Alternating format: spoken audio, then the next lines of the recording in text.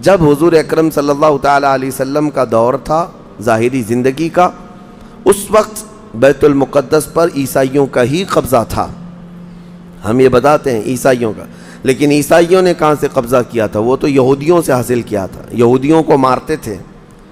اتنی خطرناک جنگیں ہوتی تھیں عیسائیوں میں اور یہودیوں میں کہ بیت المقدس میں خون خرابہ یہ آج کی تاریخ نہیں ہے، بہت پرانی تاریخ ہے.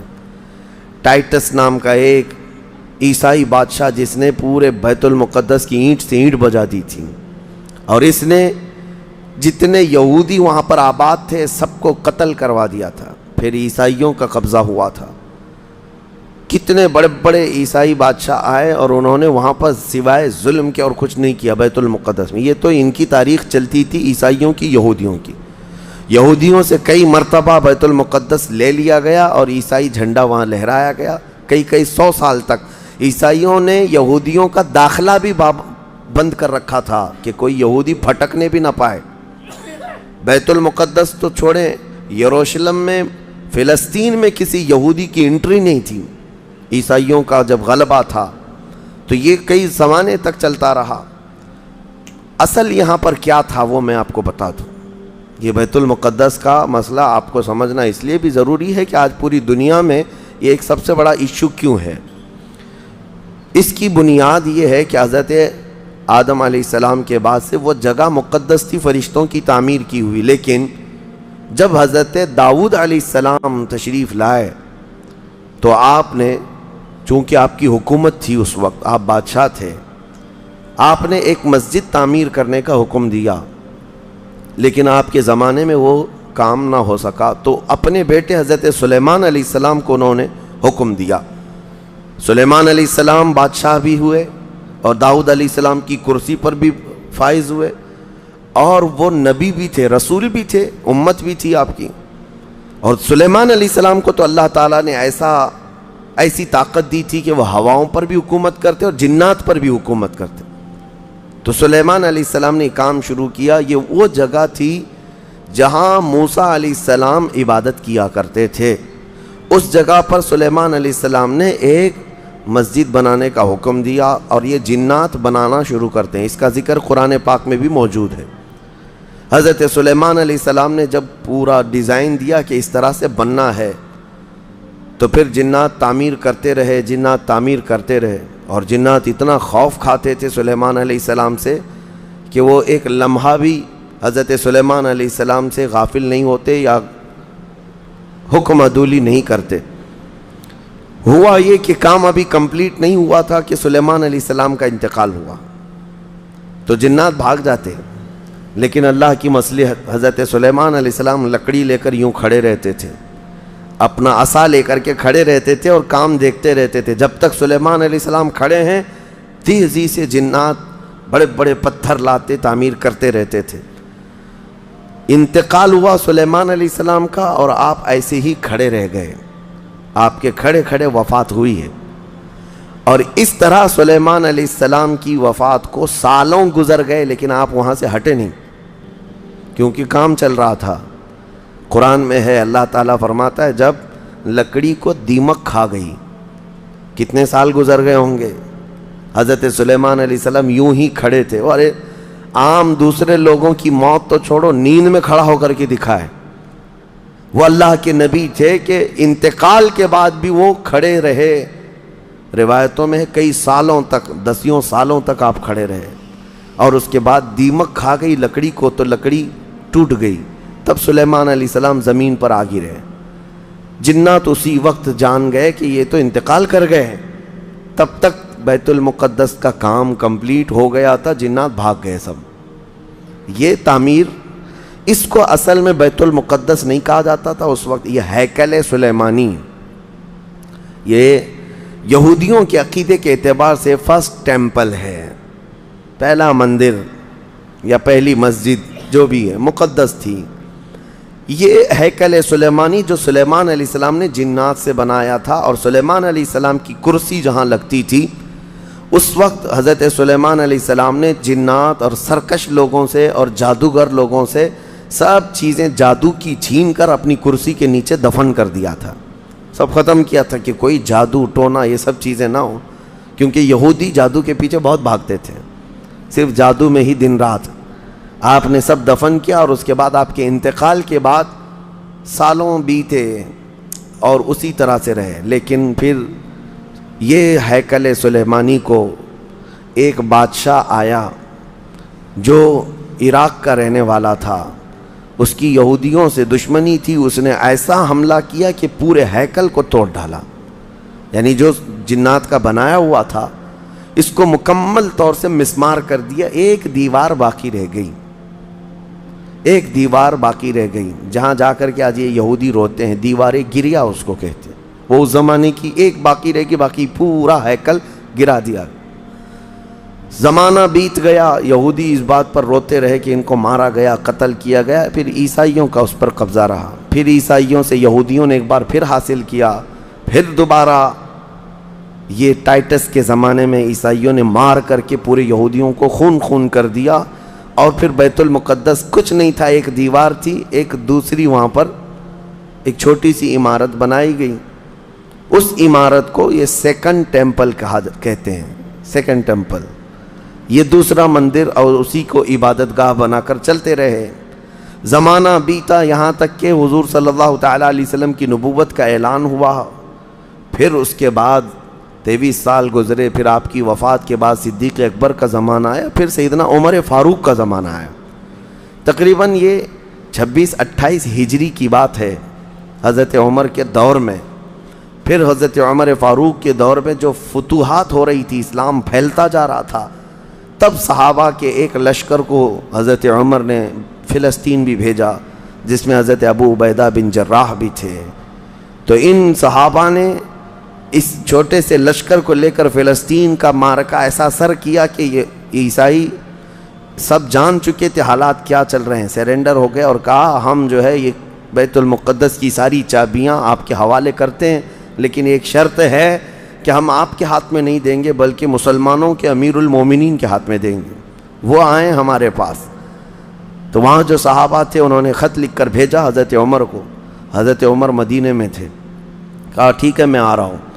قبلہ اول مسلمانوں کے ہاتھ میں تھا، بیت المقدس آ رہا تھا، سیدنا عمر فاروق مدینے سے چل پڑے، ایک غلام کے ساتھ نکلیں اور ایک سواری ہے، ایک خچر ہے، اور دونوں بھی کس انداز سے جا رہے ہیں، ایسا امیر المومنین جس کے رعب سے قیصر و کسریٰ کانپتے تھے، لڑائی کی کسی کے اندر مجال نہیں تھی، وہ ایک خچر کے سواری پر اتنا لمبا سفر طے کر رہے ہیں، وہ بھی غلام سے یہ طے کر رکھا ہے 1 میل میں بیٹھوں گا، 1 میل تو بیٹھنا، ہاں تو رسی پکڑ کے چلے گا 1 میل تک، اور اس کے بعد جب تو بیٹھے گا تو میں رسی پکڑ کے چلوں گا 1 میل تک، اس طرح سے تو سفر طے کیا۔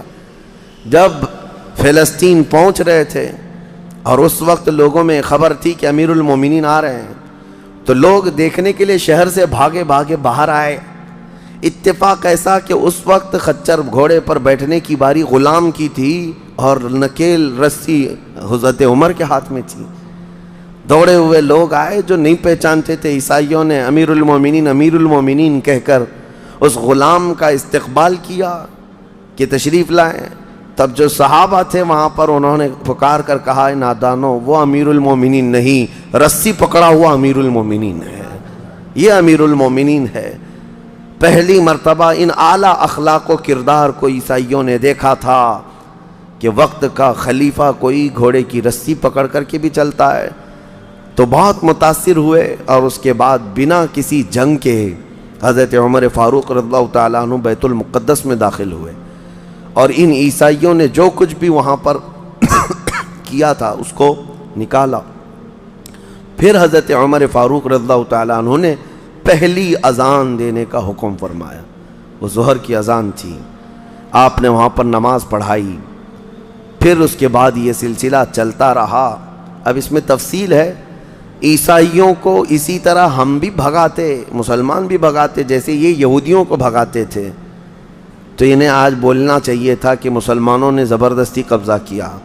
حضرت عمر فاروق کا عام اعلان تھا کہ جو یہاں پر رہنا چاہے اس کے لیے کھلی آزادی ہے، حتیٰ کہ عیسائیوں کا چرچ بھی تھا پرانا، حضرت عمر نے کہا اس کو توڑا نہ جائے، اس میں عبادت جو ہوتی ہے ان کو اپنی عبادت کرنے دیا جائے۔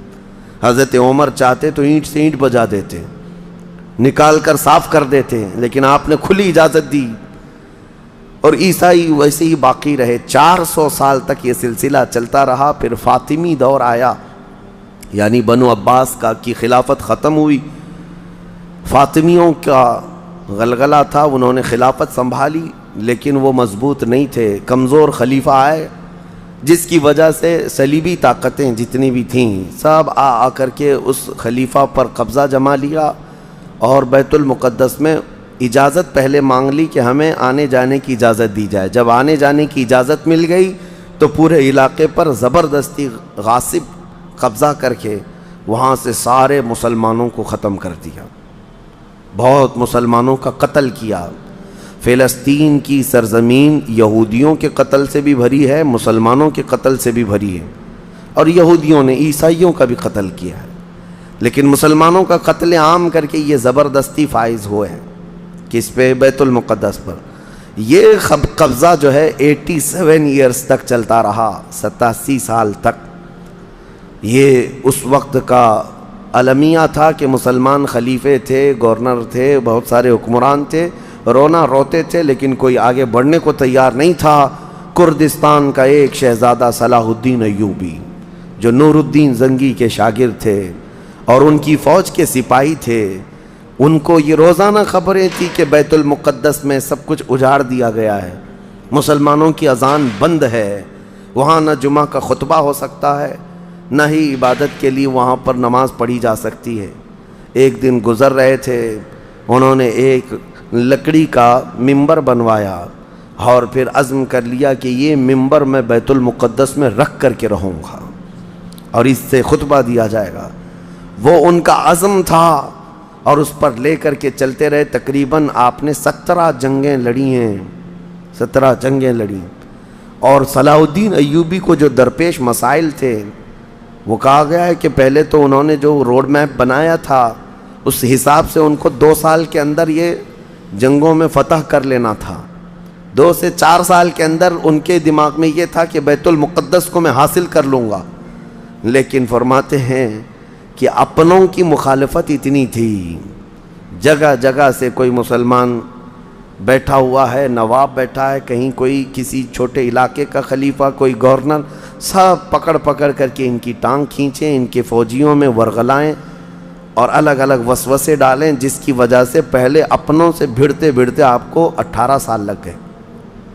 بیت المقدس پھر پہنچے، صلیبیوں سے معرکہ آرائیاں ہوتی رہیں، پھر وہ 87 سال کے بعد صلاح الدین ایوبی نے دوبارہ بیت المقدس کو ان عیسائیوں سے پاک کیا، اور آپ نے وہ ممبر وہاں پر لگایا اور تاریخی خطبہ عطا کیا تھا۔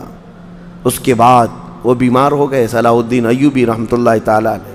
17 جنگیں جس نے لڑیں، اور عیسائی آج بھی صلاح الدین کے نام سے ڈرتے ہیں، اور بہت سارے تعریف بھی کرتے ہیں کہ ایسا جرنیل ہم نے دیکھا ہی نہیں دنیا میں صلاح الدین ایوبی کی طرح۔ وہ خون کا پیاسا نہیں تھا، وہ امن کا پیاسا تھا۔ کتنے تو قیدی ایسے آتے تھے جن کو وہ صرف ایگریمنٹ کر کے آزاد کر دیتا۔ عیسائی اس بات پر آج بھی اقرار کرتے ہیں کہ جنگوں میں قید جو ہونے والے کو کوئی چھوڑتا نہیں ہے، لیکن صلاح الدین ایوبی ایک نہیں لاکھوں لوگوں کو آزاد کیا ہے، 1000 بھی نہیں، لاکھوں لوگوں کو آزاد کیا ہے۔ صلاح الدین ایوبی رحمۃ اللہ تعالیٰ علیہ، اللہ ان کی تربت پر کروڑوں رحمتیں نازل فرمائے۔ حیرت کی بات یہ ہے کہ ان کا آخری وقت آیا تو رونے لگے، بستر پر رو رہے تھے۔ لوگوں نے پوچھا کہ کیا بات ہے؟ صلاح الدین ایوبی کہتے ہیں میں نے منت مانگی تھی اللہ سے کہ اے اللہ بیت المقدس فتح ہو جائے تو میں حج پہ جاؤں گا۔ کہا تو پھر کیا ہوا؟ کہا میرے پاس اتنے پیسے نہیں ہیں کہ میں حج کر سکوں۔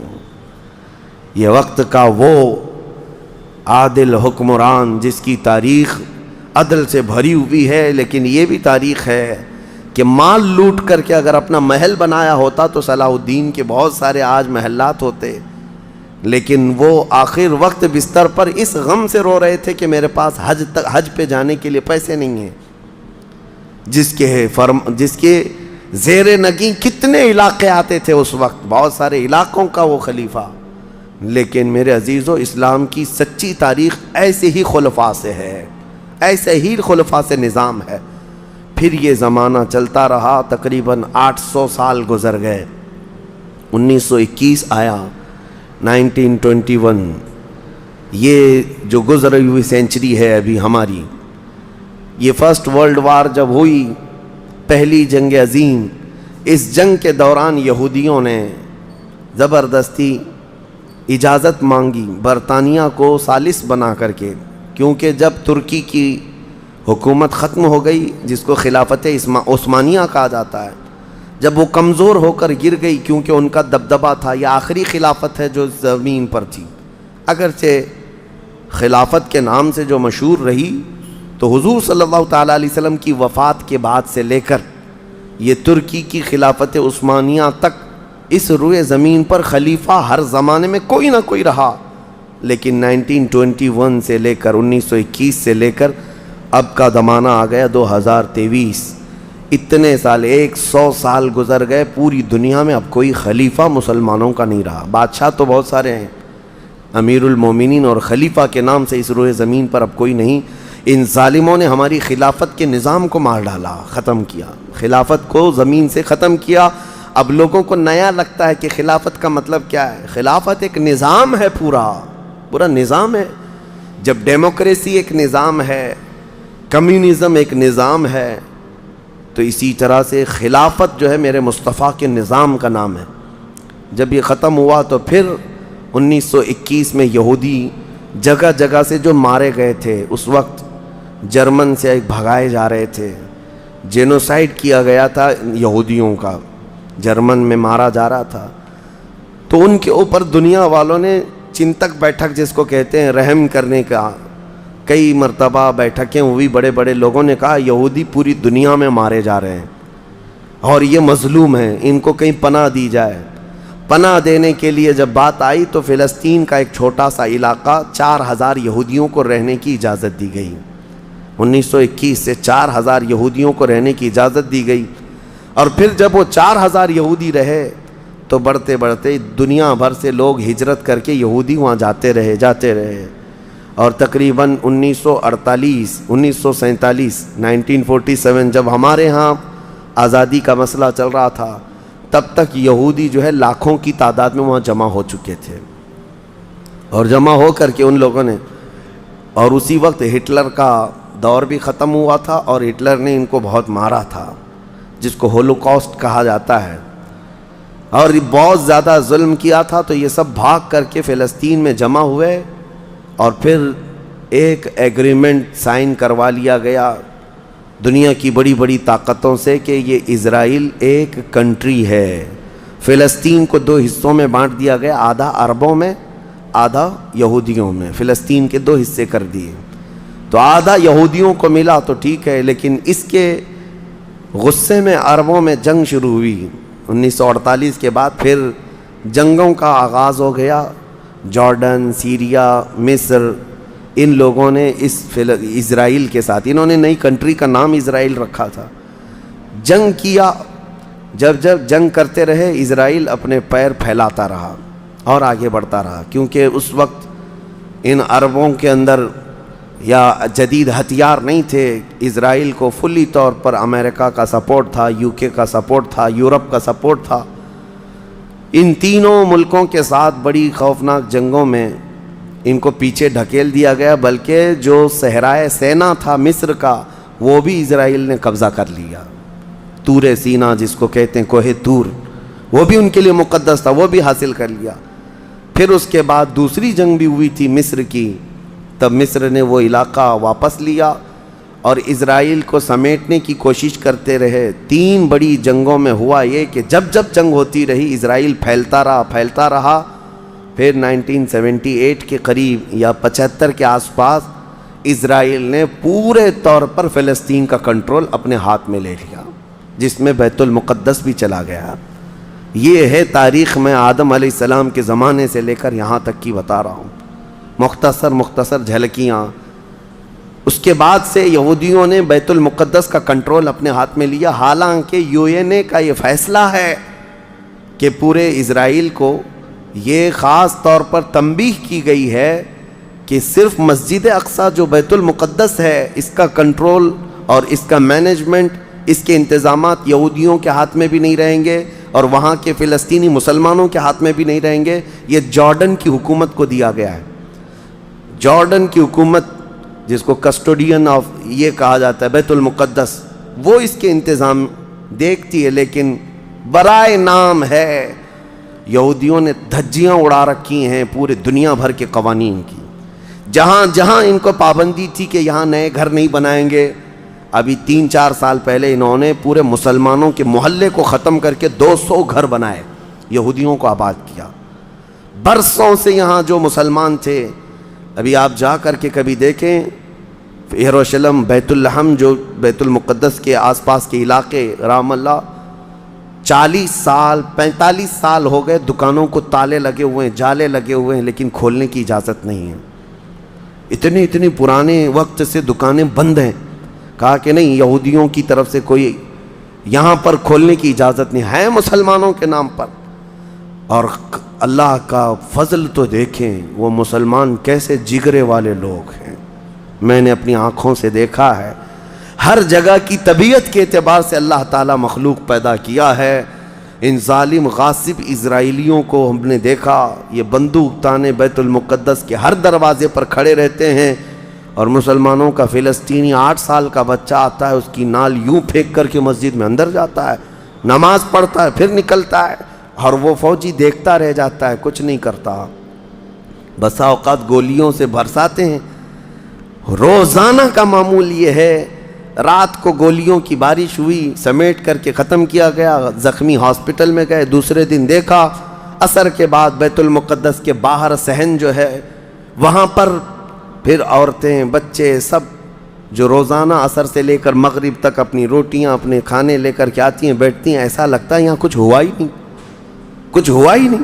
مائیں بچوں کو بچپن سے یہ چیز ڈال دیتی ہیں کہ بیٹا اگر تو ابھی گھر سے گیا نماز کے لیے تو ہمیں یہ یقین نہیں ہوتا کہ تیرا جسم آئے گا کہ تیری لاش آئے گی۔